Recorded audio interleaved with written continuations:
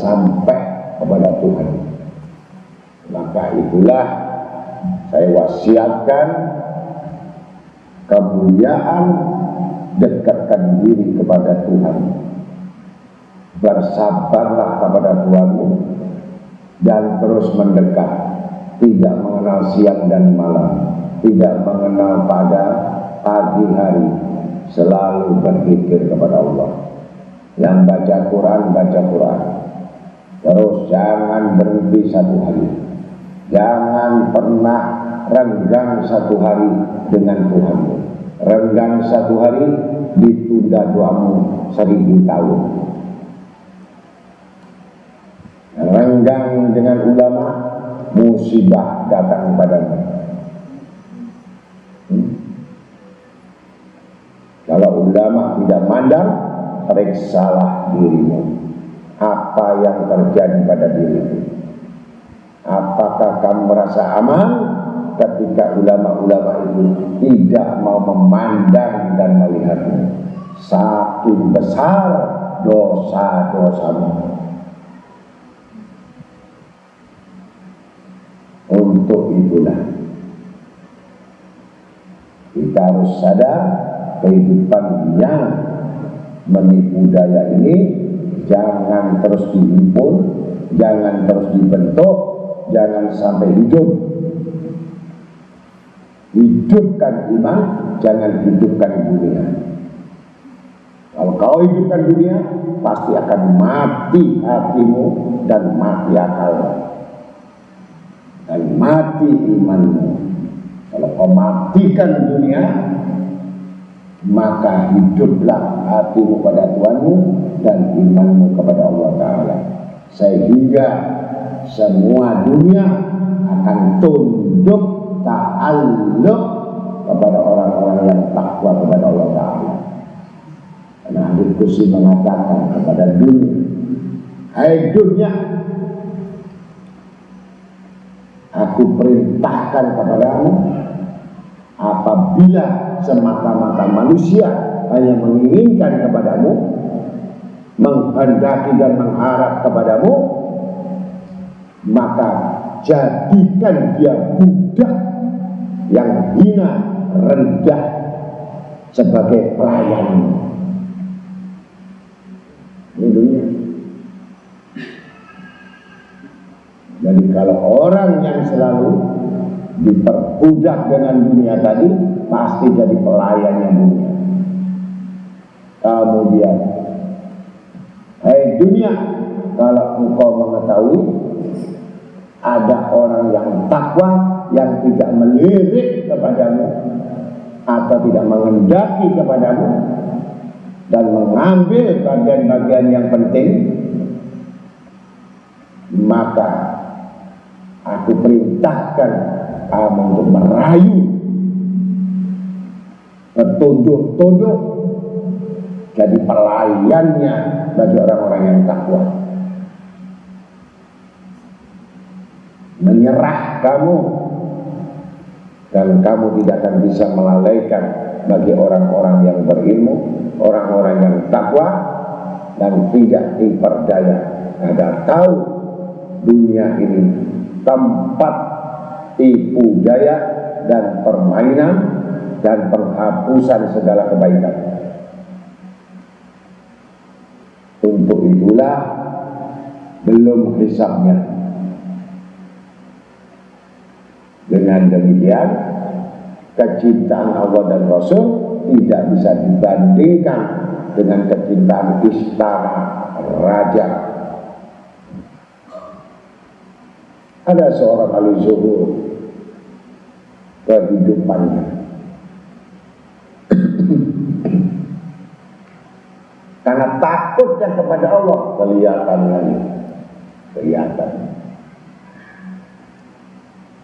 Dia pekerjaannya, dia mengajar ilmu tasawuf.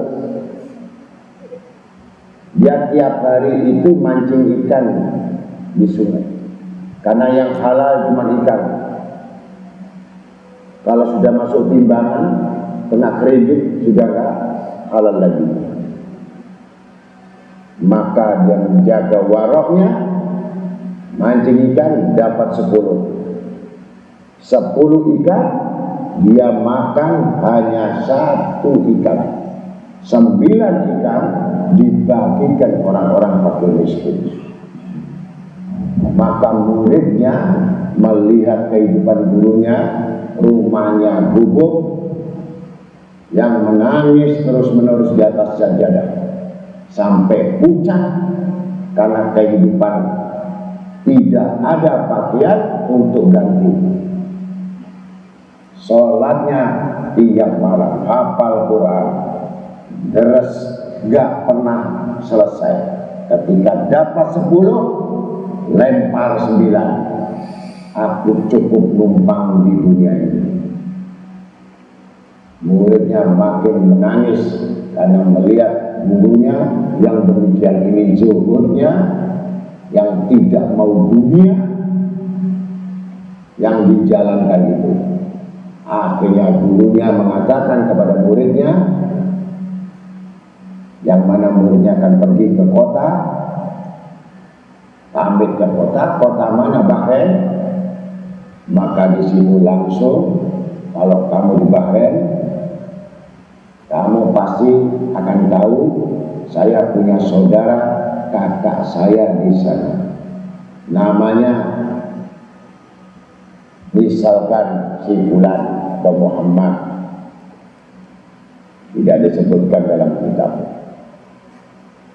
Akhirnya kalau ketemu nanti sampaikan salam saya, dan saya minta nasihati dari kakak saya. Ketika sudah masuk di kota, kaget si muridnya tadi ini melihat kakaknya itu pakainya emas, gelasnya emas, ada danyangnya pakai bulu merah, duduk di kursi emas dengan sepatu Alibaba yang emas itu. Apakah betul ini kakaknya guru saya? Kata si miskin ini tadi. Enggak benar ini, mungkin salah alamat. Putar-putar lagi, benar. Namanya Muhammad Musa. Terpaksa dia datang mengetok pintu, kuncinya emas. Ketika dilihat lagi, masuk, yang keluar para santri-santrinya, budak-budaknya di situ, ya, pakai cadar, cuantik semuanya, nggak ada yang rendes ngantuan, kan.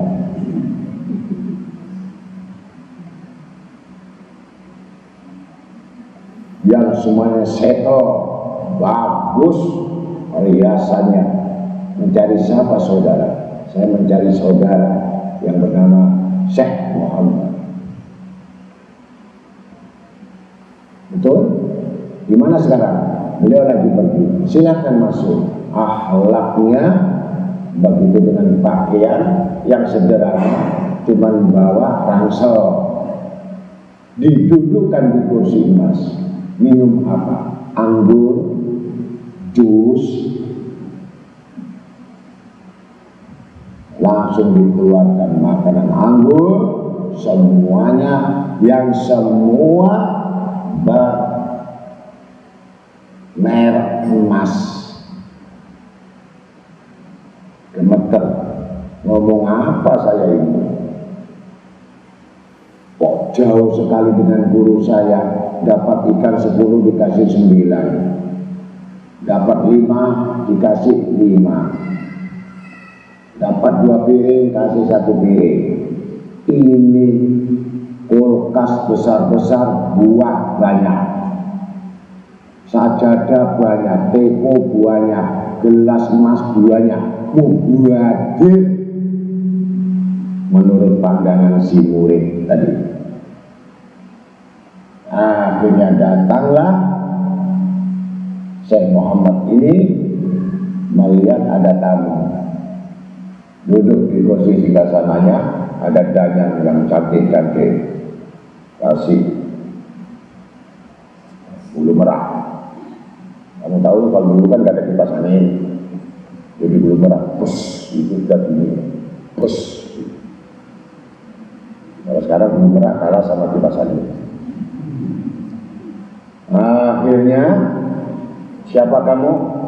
Aku muridnya si Ahmad, Syekh Ahmad. Katakan Muhammad dan Ahmad, gitu aja. Gak susah-susah nanti. Oh, adik saya yang di desa itu. Kenapa? Saya disuruh Sidarwahid untuk menyampaikan. Jadi mulutnya menyampaikan bahwa guru saya minta nasihat, itu sudah gak masuk akal. Yang mestinya minta nasihat si raja ini tadi, minta nasihat sama si Zuhud. Gitu. Ini sudah seutuhan. Kiai soge. Aku ngaji gak soge-soge. Aku ngaji tambah melarat. Gitu. Akhirnya terus kocak yang namanya hati ini tadi diketahui sama Syekh Muhammad. Wong kasyaf, dia punya ilmu ma'rifat, dipandang. Kamu datang ketemu saya sudah, dan kamu sudah mulai rusak hati kamu. Kamu melihat semua yang ada ini nggak ada yang harga murah. Gelas, sendok, garpu emas, piring emas, yang tidak emas cuma beras.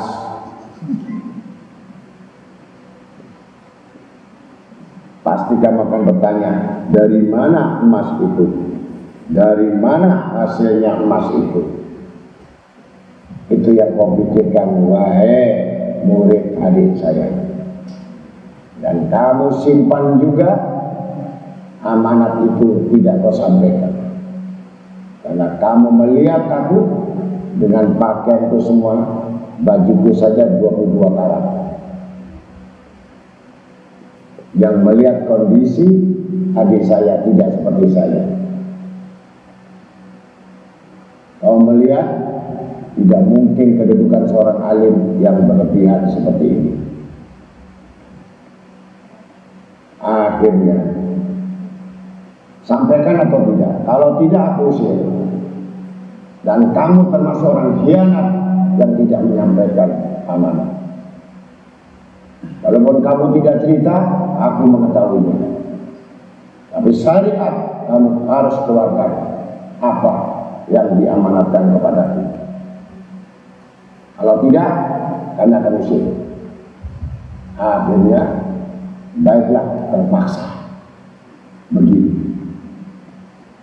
Saya diperintah guru saya agar saya minta nasihat, guru saya minta nasihat sama Syekh Muhammad. Ambil aku, kok gak cocok. Oh begini minta nasihat saya. Oke, baik. Ya saya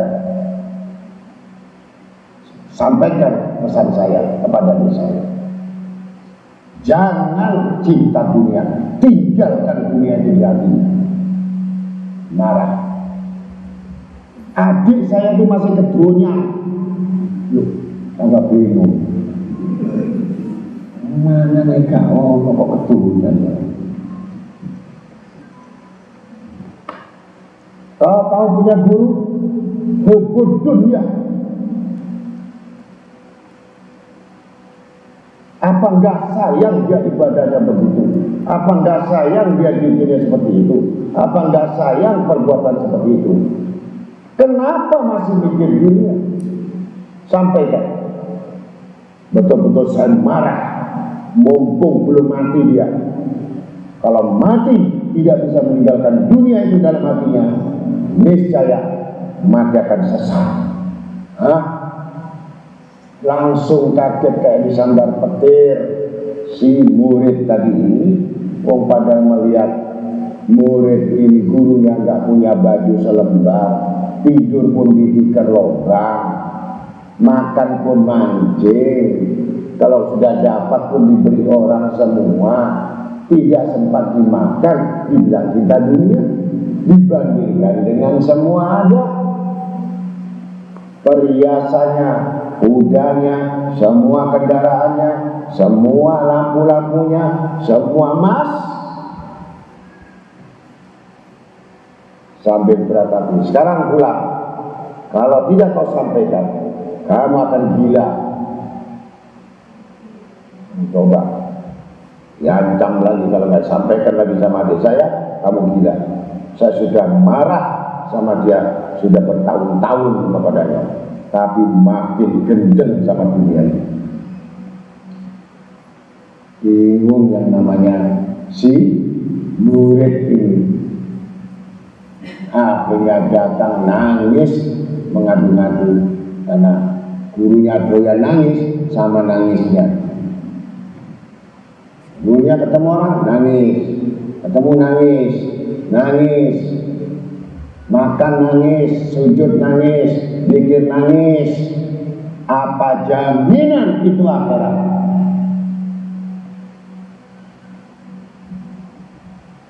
Akhirnya langsung menghadap kepada Syekh Ahmad ini adiknya, sampaikan, apakah sudah ketemu kamu? Saya sudah ketemu.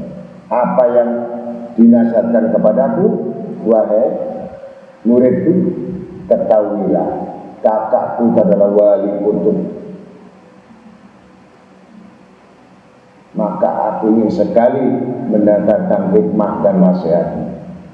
Ketika disampaikan, sambil berhati-hati, sampaikan, jangan malu-malu.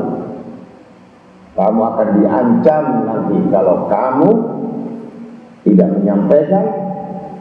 Pasti kamu akan diancam oleh kakak saya apa? Pasti ada hukumannya. Benar, saya akan diancam gila.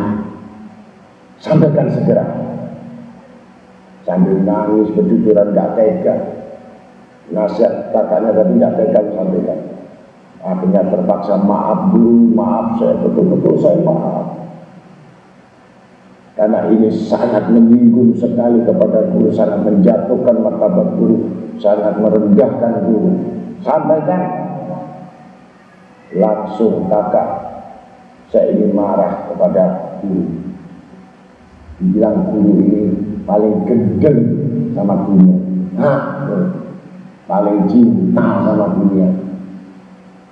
Paling gila sama dunia, siang dan malam itu tidak lain cinta dunia. Langsung nangis dunia. Betul apa katanya kakak saya. Sebenarnya aku tidak kepingin untuk zakat, sedekah yang 10 ikan, tapi karena hukum saya ulangkan 9 agar aku disebut orang tasawuf, agar aku disebut orang warok. Padahal aku sangat membutuhkan. Tidak ikhlas. Satu. Yang kedua, aku dituduhkan bayanganku, andai kata aku punya spring bed, gak mungkin aku mau tidur di kanan. Andai kata makan di bungkusan, andai kata ada piring yang dimiliki kakakku seperti mas itu, pasti aku akan memilih yang di piring mas itu. Tiap malam aku menangis, tidak mau menyesal aku tidak terima hidup seperti ini. Sehingga sembahyang tiap malam, sembahyang tiap malam zikir, tiap baca ini, pikiranku, kapan aku jadi orang kaya? Kapan aku memiliki harta? Kapan aku punya mobil? Kapan aku punya kendaraan? Kapan aku punya rumah? Kapan punya ini? Ini yang menjadi masalah. Allah akan menghukum orang yang seperti inilah yang dikatakan hubud dunia. Sedangkan kau tahu, wahai muridku, kakakku yang berlimpah dengan emas berlian semua yang ada di tangannya, sama sekali tidak diletakkan, tidak dihiraukan di hatinya. Mengetahui betul dibandingkan nanti surga yang di sana lebih hebat kerajaan itu dibandingkan dunia ini.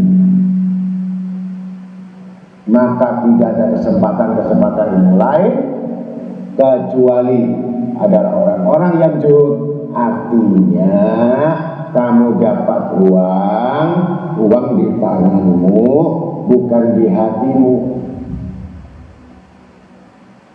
Kalau uang ada di hatimu, maka rusaklah pikiranmu. Kalau pikiranmu rusak, maka rusak ibadahmu. Kalau rusak ibadahmu, maka kosong agamamu. Maka itulah yang disebut melarat tapi gendeng betunya. Lah sing sugih mau gak pernah mikir dunya, sing melarat terus menerus kepingin dunya, inilah yang diketahui oleh Allah apa-apa yang ada di isi hatimu. Maka keluarkanlah kotoran-kotoran di hatimu itu, sehingga kamu mendapatkan sesuatu betul cahaya dari Allah. Maka diberikan kekayaan hati, tidak butuh kepada makhluk, hamba-hamba, dan semua harapan tidak sama manusia, kecuali kepada Allah Ta'ala. Itulah orang-orang yang betul-betul sudah memiliki kekayaan, disebut qanaah. Lebih kaya dari orang kaya itu tadi. Maka mengetahui demikian, muridnya tambah menangis. Bagaimana bisa guru seperti itu, sedangkan air matamu hampir tiap hari 1 gelas 2 gelas menangis. Dengan pikirmu semalam suntuk, yang gak pernah tidur, yang gak pernah makan enak, yang puasa 1 hari, kenyang 1 hari, itu pun terpaksa. Dibilangkan sampai masih cinta dunia, apalagi saya, kata si murid.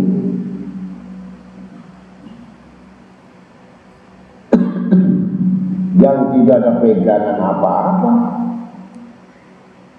Ternyata berjalan yang demikian itu, Allah memandang hatimu, bukan memandang dari dohirmu, bukan memandang dari pakaianmu, bukan memandang dari zikirmu, bukan memandang dari sholatmu, bukan memandang dari perbuatanmu, tapi semua dipandang daripada semua itu adalah hatimu.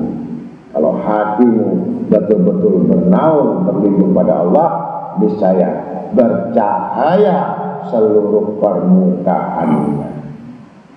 Dan tanda-tanda orang yang sudah rusak, maka menggelapkan hati. Sudah menggelapkan hati, akan terpancar menggelapkan wajah, sehingga itulah orang yang cinta pada dunia. Tidak ada cahaya kebenaran di dalam dirinya. Untuk itulah semua sejarah, manaqib, riwayat daripada wali-wali yang semuanya ada, dia tahu nanti tidak ada yang bisa menolong dia kecuali ilmu dan amal yang dipelajarinya, dan tidak ada satupun yang bisa lolos daripada pengetahuan dan pengawasan Allah. Maka hitunglah, hisablah amalmu sebelum kamu dihitung oleh Allah nanti di akhirat. Maka orang yang tidak menghitung amalnya di dunia ini pasti akan bangkrut di akhirat. Celaka orang yang demikian. Hadis riwayat Abdul Rahman bin Ka'ab bin Malik. Al-Khallah ila Daud wa injati ma min abdi yatasimu biduna khalqi arifu dalik min niyatih fataqidu samawati wal ardi biman fiha ila ja'alallahu min baini dalika makhrajan wa ma min abdi yatasimu bi makhluqin duni arifu dalika min niyatih illa fataqu asbabas sama' baina yadih warsahku Uya tata qadamain wa yamin abdin yuti uni ila wa ana mutini qabla ayas'alani wa mustajiban lahu qabla an yad'uni wa ghafara lahu qabla astaghfirani. Allah dalam hadits qudsi sebutkan. Allah telah memberi wahyu kepada Nabi Daud alaihissalam. Demi keagunganku setiap hamba yang menggantungkan diri kepadaku, tanpa bergantung pada makhlukku, yang ku ketahui niatnya, dan ditipu oleh siapapun yang ada di langit dan di bumi. Pasti aku beri jalan keluar baginya dari tipu muslihat itu. Dan setiap hamba yang menggantungkan diri kepada makhluk tanpa bergantung kepadaku Allah yang ku ketahui niatnya, maka aku putuskan sumber rezeki dari langit dan aku tetapkan kehancurannya. Dan setiap hamba yang taat kepadaku, pasti aku memberi karunia kepadanya sebelum minta kepadaku, dan mengabulkan sebelum berdoa, dan mengampuni sebelum minta ampun. Tapi kalau kamu berharap dan tergantung pada makhluk, maka aku tetapkan, aku hancurkan dia, dan tidak akan pernah mendapatkan satu kebaikan kecuali kebaikan yang tidak ada syafaat dan pertolongannya.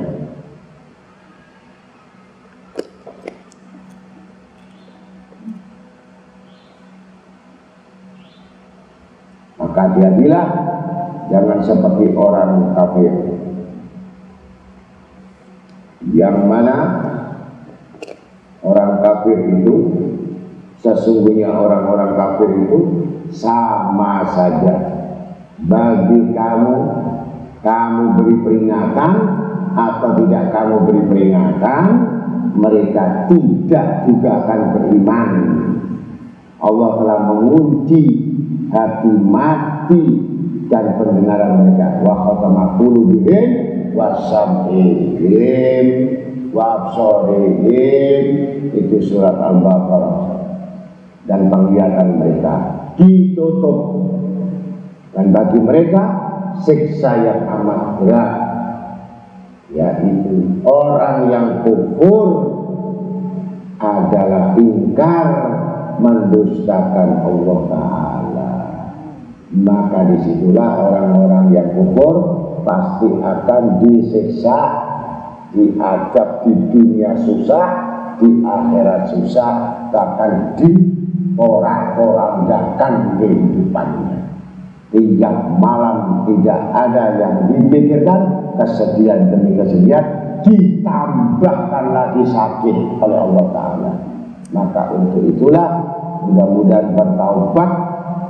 Caranya dengan bertaubat, sungguh-sungguh kembali kepada Allah, niscaya diberikan jalan keluar, yang jalan makhrajah, wa yarzuqhu haitsu la yahtasib, diberikan rezeki yang tidak disangka-sangka. Demikianlah, mudah-mudahan kita semuanya menjadi orang-orang yang selalu berdoa, selalu berzikir, selalu berselawat, selalu baca Quran, 1 juz 1 hari, 1 bulan 30 juz. Gak bisa 1 juz 1 rukuk. Yang gak bisa baca Quran 1 hari, baca la ilaha illallah 100.000, selawat 100.000, karena gak bisa baca Quran.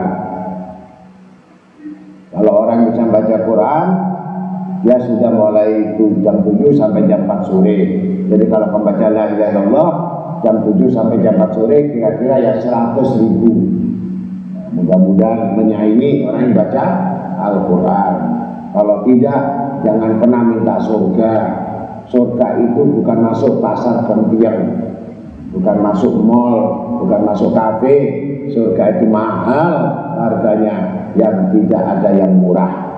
Maka siapa yang berat pasti mahal harganya, siapa yang ringan pasti murah, tidak berarti harganya. Untuk itu carilah yang berat, niscaya akan mendapatkan nilai yang berat, yang bobot di sisi Allah. Tirakato, orang Jawa itu tirakat, jangan gak tirakat.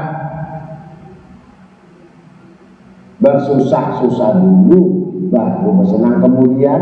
Gak ada orang sukses itu gak susah, gak ada. Duduk pengen dibalik meja, pengen jadi direktur, modal dengkul. Ya, mudah-mudahan itu semuanya harus melewati proses di mana tahapan-tahapan sehingga kita mendapatkan sesuatu yang diridhai Allah Ta'ala dan diberkati selama dunia akhirat, mati husnul khotimah. Wassalamualaikum warahmatullahi wabarakatuh.